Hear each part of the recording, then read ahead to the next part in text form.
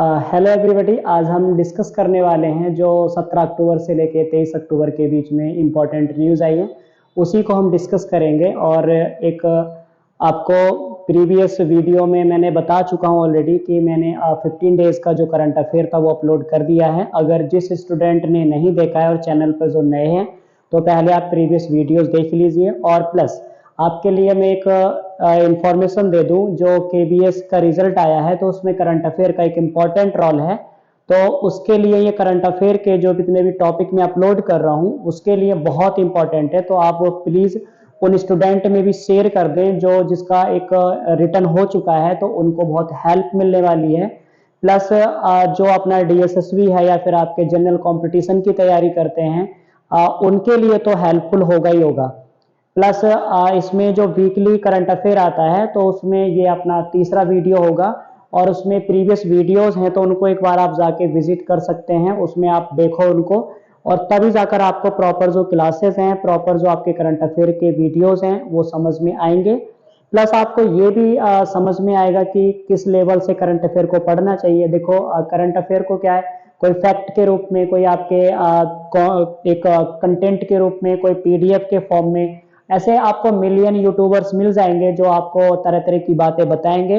But सच्चाई यह है कि करंट अफेयर को क्या है, जब स्टैटिक जीके से उसके एक हिस्ट्री से कनेक्ट किया जाता है तब जाकर वो हमारे लिए एक अच्छा कंटेंट बनता है, एक अच्छा एक टॉपिक बन जाता है। तो यहाँ पर अपना जो एक 17 अक्टूबर 2023 से जो एक न्यूज स्टार्ट हुई है उसमें पहला है विसुवियस वॉल्केनो। देखिए वॉल्केनो जो होते हैं जनरली ये 3 टाइप के होते हैं, एक्टिव वॉल्केनो, डोरमेंट वॉल्केनो और डेड वॉल्केनो।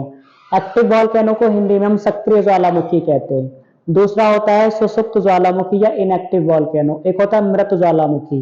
तो इटली में 3 वॉल्केनो बहुत इंपॉर्टेंट हैं, जैसे आपने सुने होंगे माउंट एटना है, माउंट स्ट्रोम्बोली है और माउंट विसुवियस है। तो हाल ही में जो भूमध्य सागर है, भूमध्य सागर जहां पर एक नेपल्स की गल्फ है इटली के साउथ में, वहां पर एक वॉल्केनो है जो विसुवियस है। उसी के थोड़ा सा आपको साउथ में मिलेंगे ये एटना और स्ट्रोम्बोली। तो विसुवियस चर्चा में बना हुआ है, इटली में लोकेटेड है और ये भूमध्य सागर में आता है। इटली का जो सदर्न पार्ट है मोस्टली वो मेडिटेरियन सी में लोकेटेड है। देन स्ट्रोम्बोली है, स्ट्रोम्बोली को हम लाइट हाउस ऑफ मेडिटेरियन सी कहते हैं, भूमध्य सागर का प्रकाश स्तंभ कहते हैं। देन जो एटना है, एटना भी एक एक्टिव वॉल्केनो है। और स्ट्रोम्बोली को तो एक विजिट करने के लिए टूरिस्टर को क्या है टिकट दिया जाता है इटालियन गवर्नमेंट के द्वारा। तो ये एक बहुत बड़ा टूरिस्ट का एक मीन भी बन चुका है जो एक स्ट्रोम्बोली है। तो एक वॉल्केनो है जो यहाँ पर विसुवियस है, ये इटली में लोकेटेड है, भूमध्य सागर में आता है। भूमध्य सागर अफ्रीका महाद्वीप के नॉर्थ में लोकेटेड है। 2 वॉल्केनो जो मैंने आपके सामने डिस्कस किए हैं, एक है mount Etna, Etna Etna volcano है, और दूसरा है स्ट्रोम्बोली, स्ट्रोम्बोली, स्ट्रोम्बोली हो जाएगा।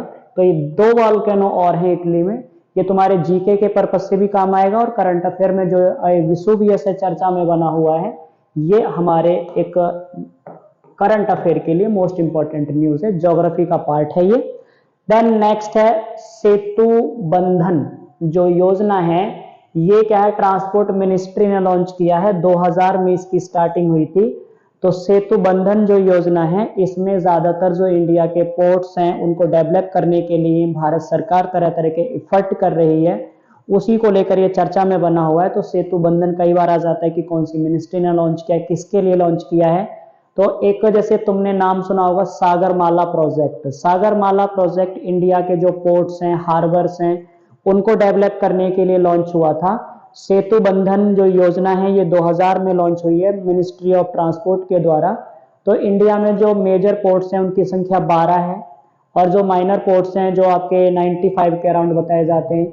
तो मेजर पोर्ट्स में तुमने नाम सुना होगा जैसे कांडला पोर्ट है, कांडला पोर्ट आपको गुजरात में मिलेगा, इसका नया नाम रख दिया गया है दीनदयाल पोर्ट है और ये ज्वार की हेल्प से चलता है, टाइड की हेल्प से, इसको टाइडल पोर्ट भी कहते हैं। देन मुंबई जो पोर्ट है, तो मुंबई पोर्ट को थोड़ा उसका बर्डन कम करने के लिए जवाहरलाल नेहरू पोर्ट ट्रस्ट, जिसको जेएनपीटी कह देते हैं, इसको डेवलप किया है गवर्नमेंट ऑफ इंडिया ने। तो ये अरब सागर में आपको दूसरा पोर्ट मिलेगा। उसके बाद में फिर आपको गोवा में मर्म गोवा पोर्ट मिलेगा। देन थोड़ा साउथ में चलेंगे कर्नाटका में, तो आपको न्यू मैंगलोर पोर्ट मिलेगा। और केरल में जाएंगे आप, तो केरला में आपको एक कोच्चि पोर्ट मिलता है। कोच्चि जो पोर्ट है, ये इंडिया का मोस्ट ब्यूटीफुल पोर्ट है। मोस्ट ब्यूटीफुल पोर्ट में आता है जो कोच्चि पोर्ट है। तो मैं यहाँ पे थोड़ा सा इनको मार्क कर देता हूं, जो आपके एक प्रिपरेशन में बहुत हेल्प करेंगे। तो ये कांडला पोर्ट होगा, गुजरात में है। और इसके साउथ में आपको जेएनपीटी मिलेगा, महाराष्ट्र में। देन इसके साउथ में आपको मर्म गोवा पोर्ट मिलेगा, गोवा में। इसके साउथ में न्यू मैंगलोर पोर्ट मिलेगा, जो आपके कर्नाटका में है। और इसके साउथ में यहाँ पर आपको कोच्चि पोर्ट मिलेगा, जो केरला में है। तो मैं यहाँ पे इनके नाम भी लिख देता हूँ, आप अपने नोटबुक में आराम से इनको नोट कर लेना। ये कांडला पोर्ट है, कांडला, और इसका नया नाम है Deendayal port, Deendayal port. Then ये जेएनपीटी है, JNPT Jawaharlal Nehru port trust, इसका दूसरा नाम है नाहरशिव, नाहरशिव, जो शिवाजी महाराज थे उनके नाम पे रखा है। देन गोवा में मर्म गोवा है, मर्म गोवा पोर्ट है, ये गोवा में लोकेटेड है। देन कर्नाटका में न्यू मैंगलोर पोर्ट है, न्यू मैंगलोर है। फिर जैसे ही थोड़ा सा आप साउथ में चलेंगे तो आपको केरला में मिलेगा कोच्चि पोर्ट। और कोच्चि पोर्ट क्या है, ये भारत का एक मोस्ट ब्यूटीफुल पोर्ट है। तो इसे हम क्वीन ऑफ अरेबियन सी के नाम से भी जानते हैं, अरब सागर की रानी, जो कोच्चि पोर्ट है। फिर थोड़ा सा यहां पर चलेंगे तो आपको तमिलनाडु में तुत्तीकोरिन पोर्ट मिलेगा, तुत्तीकोरिन पोर्ट, तुत्तीकोरिन पोर्ट है। फिर थोड़ा सा नॉर्थ में चलेंगे तो यहां पर आपको चेन्नई पोर्ट मिलेगा, चेन्नई पोर्ट है। फिर थोड़ा नॉर्थ में चलेंगे आंध्र प्रदेश में तो विशाखापत्तनम मिलेगा, विशाखापत्तनम, विशाखापत्तनम पोर्ट है। जैसे थोड़ा सा नॉर्थ में चलेंगे आपको उड़ीसा में पाराद्वीप मिलेगा, पाराद्वीप पोर्ट है। थोड़ा नॉर्थ में चलेंगे तो आपको यहां पर हल्दिया पोर्ट मिल जाएगा, हल्दिया पोर्ट। फिर थोड़ा सा नॉर्थ में चलेंगे आपको यहां पर कोलकाता पोर्ट मिल जाएगा। और कोलकाता पोर्ट एक रिवर राइन पोर्ट है। और कोलकाता पोर्ट को वर्तमान में श्यामा प्रसाद मुखर्जी पोर्ट कहते हैं, श्यामा प्रसाद, श्यामा प्रसाद मुखर्जी पोर्ट, ये कोलकाता का नया नाम है, मुखर्जी पोर्ट। तो ये आपको मेजर पोर्ट मैंने समझाने का ट्राई किया है यहाँ पर। ये इंडिया के मेजर पोर्ट हैं और यही इंडिया का इंटरनेशनल रूट होता है, जिसको हम इंटरनेशनल सी रूट के रूप में स्टडी करते हैं। बिकॉज जो सी रूट होते हैं ये दो प्रकार के होते हैं, एक इनलैंड वाटरवेज होते हैं और दूसरे इंटरनेशनल वाटरवेज होते हैं। इनलैंड वाटरवेज को हम नेशनल वाटरवे कहते हैं और जो इनलैंड वाटरवे हैं उन्हें हम सी रूट के नाम से जानते हैं। इसके आगे देखते हैं कि क्या और चर्चा में बना हुआ है। तो इसमें नेक्स्ट है सप्तकोसी, मोस्ट इंपॉर्टेंट जो आपके चर्चा में बनी हुई है। सप्तकोसी एक रिवर है जो हिमालयन रेंज से ओरिजिनेट होती है, महाभारत श्रेणी है नेपाल में, वहां से बहने के बाद में ये इंडिया में आएगी। कोसी जो नदी है 7 धाराओं के नाम से ओरिजिनेट होती है, इसको हम सप्तकोसी कहते हैं। तो चर्चा में बनी हुई है क्योंकि अभी थुंगचुंग जो डैम था तीस्ता रिवर पर, उसमें बाढ़ आ गई थी, वो टूट गया था। इंडिया के 3 सोल्जर हैं, वो अभी तक उनका अता पता नहीं है। बड़े पैमाने पर जनधन की हानि हुई है। तो उसी को ध्यान में रखते हुए ये जो सप्तकोसी बांध है, इसके ऊपर जो दिक्कतें आ रही हैं इंडिया नेपाल, उसको लेकर कुछ आपके हलचलें हैं, कुछ आपके प्रॉब्लम्स आ रही हैं, तो उसको इंडिया नेपाल रिजॉल्व करने का ट्राई कर रहे हैं। उसी के बेस पर ये सप्तकोसी जो रिवर है चर्चा में बनी हुई है, एंटीसीडेंट रिवर में आती है और ये एक गंगा की ट्रिब्यूटरी है जो सप्तकोसी है। बट सप्तकोसी की भी अपने आप में ट्रिब्यूटरी है। सप्तकोसी की ट्रिब्यूटरी में यहाँ पर आती है इंद्रावती। इंद्रावती गोदावरी की भी ट्रिब्यूटरी है, मैं आपको थोड़ा सा पॉइंट क्लियर कर दूं तो, बट वो इंद्रावती अलग है क्योंकि इंद्रावती जो गोदावरी की ट्रिब्यूटरी है वो पेनिनसुलर रिवर है, ये पेरेनियल रिवर है जो हिमालयन रिवर्स में आती है। इंद्रावती है, सन कोसी है, तमा कोसी है, दूध कोसी है और तमोर कोसी है। ये सप्तकोसी की ट्रिब्यूटरी है और प्लीज इनको अच्छे से नोट डाउन कर लेना, ये बहुत ही इंपॉर्टेंट रिवर है जो चर्चा में बनती हैं क्योंकि इंडिया में 4000 प्लस रिवर्स हैं। सबको याद करना पॉसिबल तो नहीं है, बट जो आपके करंट में चर्चा में बनी होती हैं वही ज्यादातर अपने जनरल जो कंपटीशन का पेपर होता है उसमें पूछी जाती है। इताची जैसे रिवर है, मैंने आपको लास्ट वीडियो में इताची रिवर के बारे में बताया था, इंडिया बांग्लादेश के बीच में ये एक चर्चा में बनी हुई है। तो ऐसी रिवर पूछी जाती हैं जो कई बार सुनने में भी नहीं आती, इसलिए करंट अफेयर क्या है, कितना मोस्ट इंपॉर्टेंट सब्जेक्ट बन चुका है, टॉपिक बन चुका है अपने कंपटीशन के लिए। किसी भी चीज की तैयारी करते हैं आप, अगर आप एक सिविलियन भी हैं और एक भारत के नागरिक भी हैं, तो आपको करंट में और इंडिया में इंटरनेशनल लेवल पर चल क्या रहा है इसके बारे में जानना बहुत जरूरी होता है। तो उसी पर्पज से मैं यहाँ पर इंफॉर्मेशन देने आता हूँ। यहाँ पर यही पर्पस नहीं है ओनली कंपटीशन वाले बच्चों के लिए आपके हेल्प करेगा, ये उनके लिए भी हेल्पफुल है जो एक जनरल पर्पज से अवेयरनेस रखते हैं इंडिया के बारे में इंटरनेशनल लेवल पर।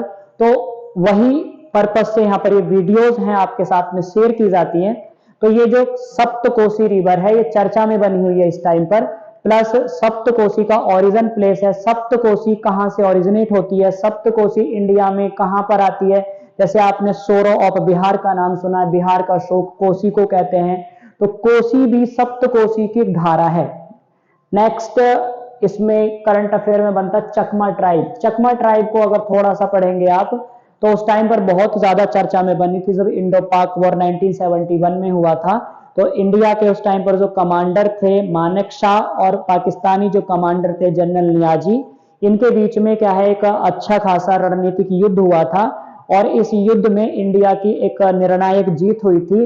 इसमें इंडिया ने पाकिस्तान के कहते हैं 98,000 सोल्जर्स इंडिया के सामने सरेंडर करते हैं और इस युद्ध को जीतने के बाद इंडिया जुल्फिकार अली भुट्टो और याहिया खां और जो जनरल अयूब खान है इन्हें शिमला एग्रीमेंट में बुलाता है 1972 में, और कहा जाता है कि जो शेख हसीना के पिता थे उनका नाम था शेख मुजीबुर रहमान, वो पाकिस्तान की किसी जेल में डिटेन कर लिए गए थे। तो भारत सरकार ने जब शिमला एग्रीमेंट में पाकिस्तान के सामने शर्त रखी थी कि हम आपके सैनिकों को, और शिमला एग्रीमेंट तब सक्सेसफुल होगा जब आप शेख मुजीबुर रहमान को रिलीज करोगे, और वो क्या है इस्लामाबाद से होते हुए दिल्ली होते हुए जाएंगे और ढाका पहुंचेंगे। दिल्ली में वो इंदिरा गांधी से मिले और ढाका में जाकर वो वहां के राष्ट्रपति बने थे शेख मुजीबुर रहमान।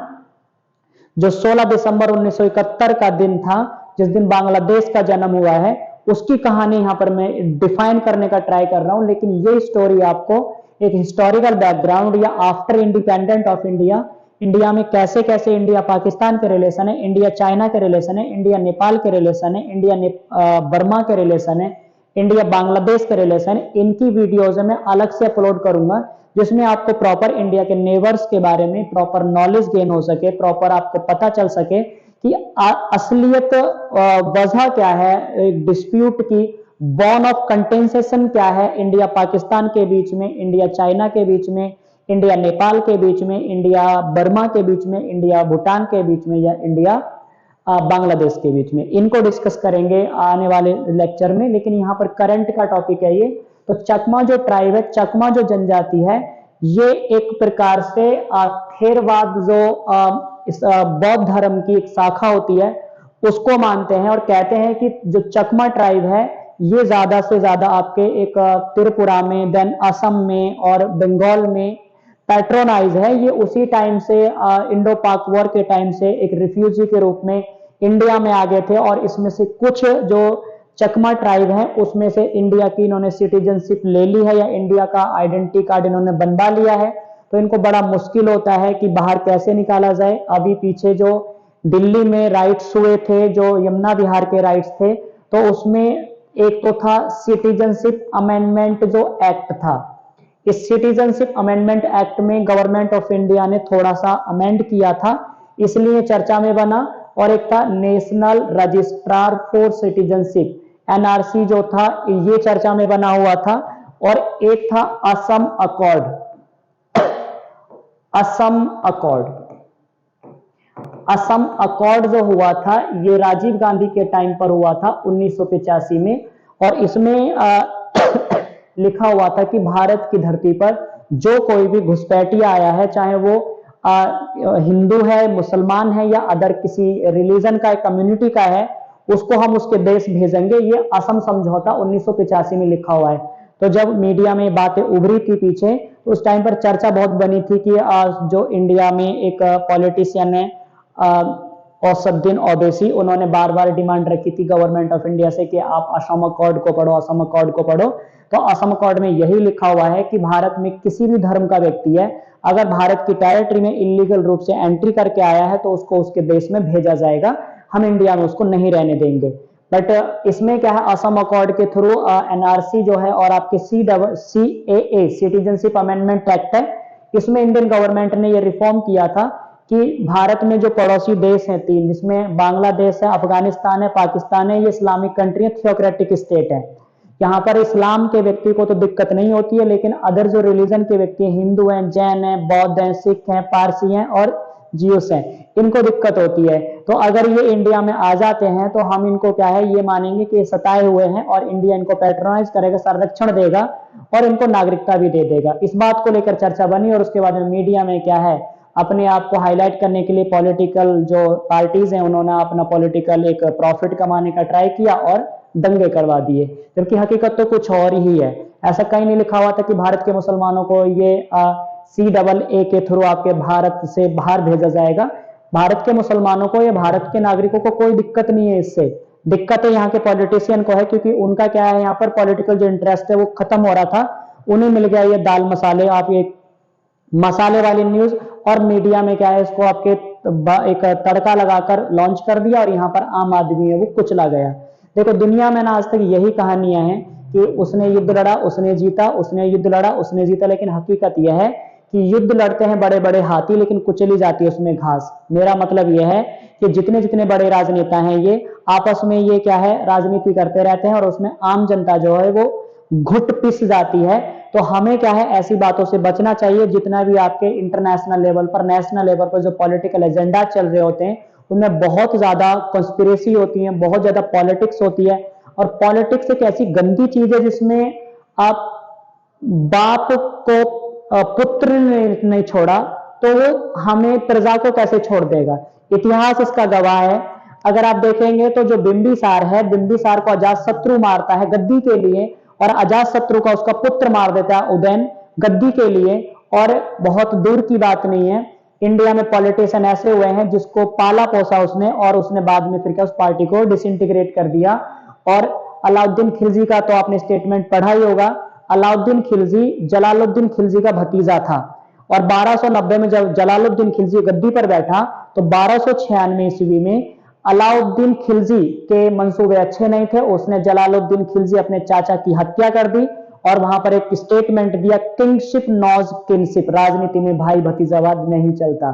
तो जो माइंड से खेलता है वो पॉलिटिक्स में स्टेबल रहेगा, और जो इमोशंस फीलिंग से चलता है वो फेल हो जाएगा। देन उसके आगे फिर ये मुथुवन ट्राइब है, ये चर्चा में बनी हुई है, 3 स्टेट के बॉर्डर पर आती है, केरला है, तमिलनाडु है, और इसमें आपको थोड़ा सा कर्नाटका का पार्ट भी मिलेगा। तो मुथुवन जो ट्राइब है ये जीववादी होते हैं, मतलब प्रकृति को मानते हैं और जीववादी जो आत्मा होती है उसमें बिलीव करते हैं। इसलिए चर्चा में बनी हुई क्योंकि इनके माइग्रेशन को लेकर, इनकी संख्या को लेकर भारत सरकार ने भी और वहां की स्टेट गवर्नमेंट ने भी थोड़ा सा एक्शन लेने स्टार्ट किए हैं, तो दिक्कतें बढ़ी हैं उससे।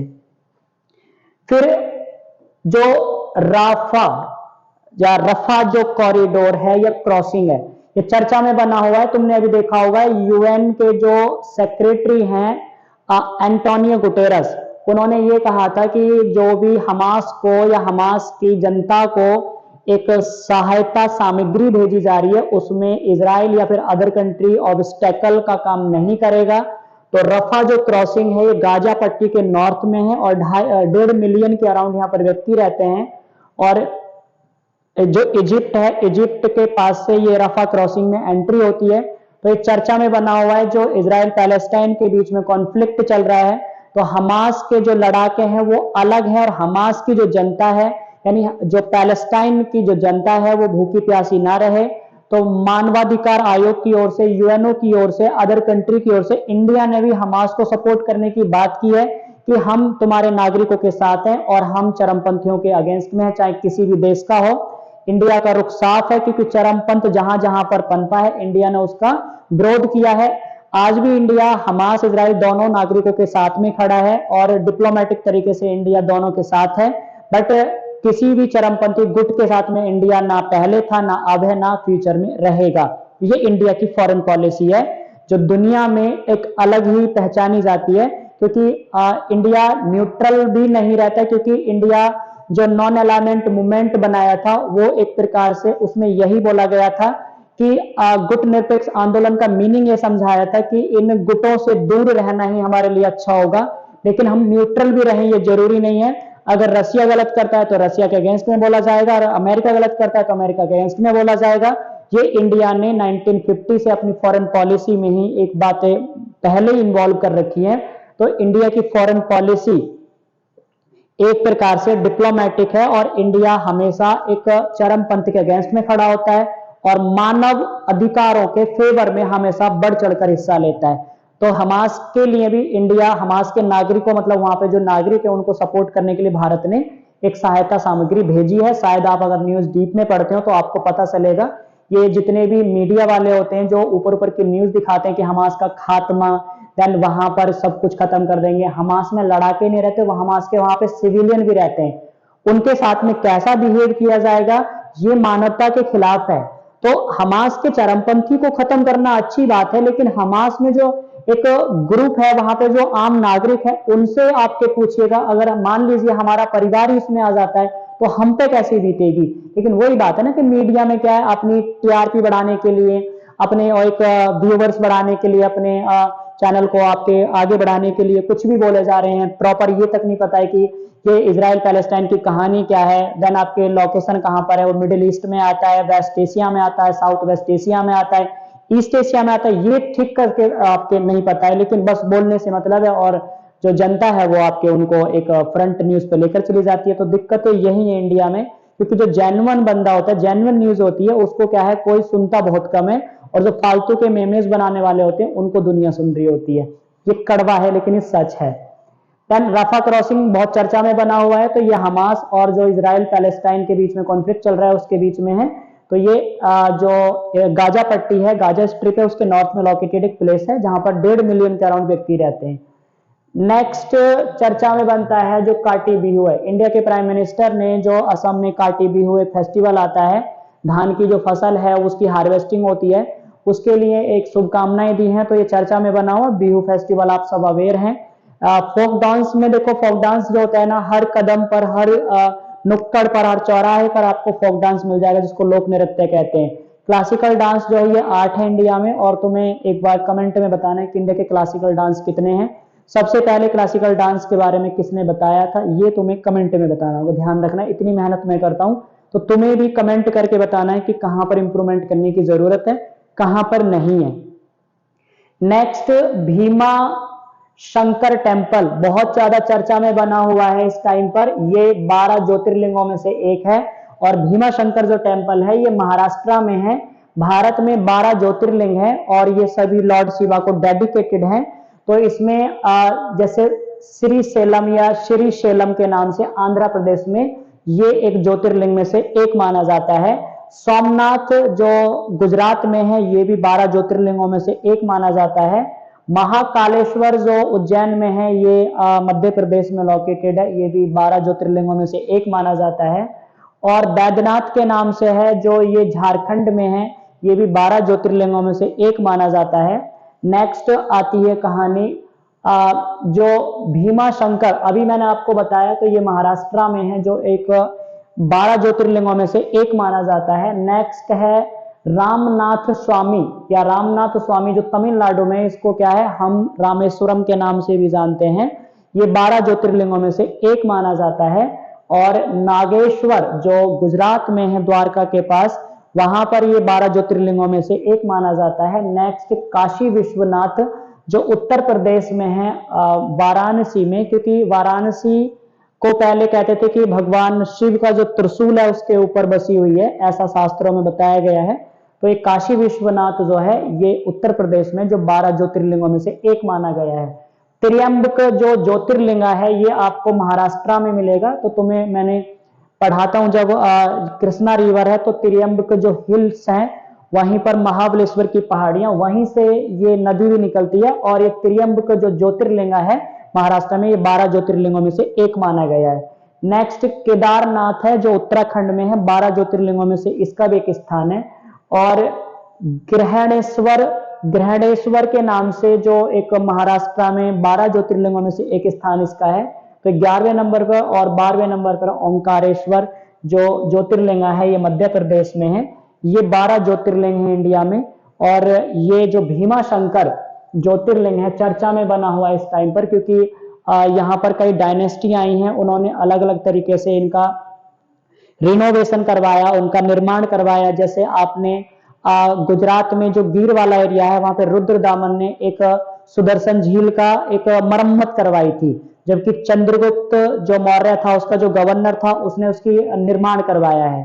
तो ऐसे बहुत सारे इतिहास में आपको मिलेंगे, लेकिन इनको क्या है, तुम्हें इतिहास से जोड़कर ही पढ़ना है, तब समझ में आएगा कि करंट अफेयर का इंपॉर्टेंस क्या है। करंट अफेयर सिनेरियो जो करंट में चल रहा होता है वो याद नहीं होता आसानी से, जब तक तुम्हें उसके प्रीवियस नॉलेज ना हो, उसकी पास्ट की नॉलेज ना हो। तो ये बहुत जानना जरूरी है कि ये चर्चा में बने क्यों और इनका इतिहास क्या है।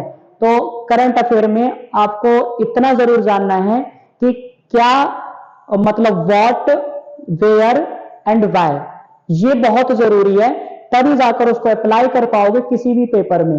और जितने, मैं दोबारा से रिपीट कर रहा हूं, जितने बच्चे केबी के लिए इंटरव्यू की तैयारी कर रहे हैं, आप यहां से करंट अफेयर को तैयार कर लो।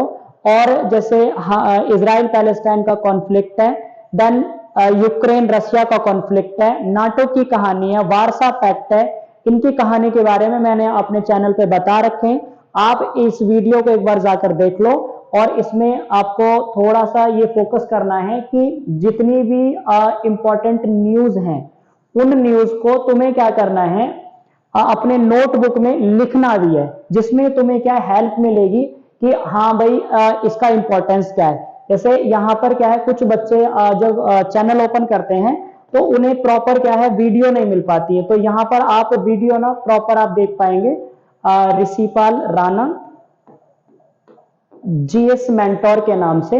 और यहाँ पर आपको प्लेलिस्ट मिलेगी, और जैसे ये चैनल आ रहा है तो इसमें आपको ये वीडियोस मिलेंगी। ये करंट अफेयर की है, ये भी करंट अफेयर की 15 डेज की वीडियो है। तो इसमें जब आप इसको ओपन करेंगे तो यहाँ पर आपको सभी वीडियोस मिल जाएंगे। ये आपको शॉर्ट्स मिल जाएंगे, कुछ जो इंपॉर्टेंट न्यूज होती है। नेक्स्ट इसमें ये वाली जो कहानी है, इजराइल पैलेस्टाइन की कहानी है, यहाँ पर जो वीडियो में बताया गया है ये। देन उसके बाद में फिर आपको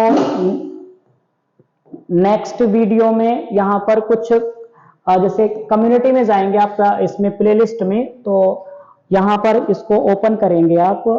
ये वीडियोस हैं और इसमें अलग 8 वीडियोस ये हैं और 3 वीडियो ये हैं। तो टोटल वीडियो में अगर देखेंगे आप तो यहाँ पर आपको ये वीडियो है, आपके एटमॉस्फेयर की वीडियो बहुत इंपॉर्टेंट है, जो लगभग हर किसी आपके उस पर देखने को मिलेगी, मतलब हर किसी पेपर में इंपॉर्टेंस है इसका। प्लस आप इसको सब्सक्राइब कर लें, जिससे आपको ना एवरी वीडियो के बारे में, एवरी अपडेट के बारे में एक इंफॉर्मेशन मिलती रहे। और आने वाले टाइम में मतलब हम 1 दिसंबर से स्टार्ट करेंगे कि लाइव आए और तुम्हारे साथ में इंटरेक्ट हो और प्रॉपर तुमको गाइड करें, प्रॉपर तुमको इंफॉर्मेशन प्रोवाइड करें, जिससे आपके एक स्टडी में हेल्प मिल सके। आज के लिए इतने रहने दो, कल वीडियो आएगी नेक्स्ट जो भी कंटेंट की होगी, क्योंकि एक सीरीज यहाँ पर अपनी एक एनसीईआरटी की चलेगी। एनसीईआरटी के बिल्कुल आपके हम 6 क्लास से स्टार्ट करेंगे और 12th क्लास तक चलेंगे। चैप्टर वाइज उसमें प्लेलिस्ट में पूरे आपके अपलोड हो जाएंगे, तो वहां पर आपको एक स्टैटिक जीके मिल जाएगा और बाकी जितना भी एक जो न्यूज है वो भी आपके साथ में शेयर कर ली जाएगी। तो ये जैसे आपको करंट अफेयर की वीडियो मिल जाएगी, करंट सॉरी ये आपको जो एक एनसीईआरटी की वीडियो है क्लाइमेट की 9th क्लास की, उसकी वीडियो है, तो यहाँ पर उसमें आप एनसीईआरटी की कुछ वीडियोज है उन्हें भी आप विजिट कर सकते हैं। चलिए आज के लिए इतने रहने दो और अपना ख्याल रखें, अपनी स्टडी पे फोकस करते रहें। Thank you.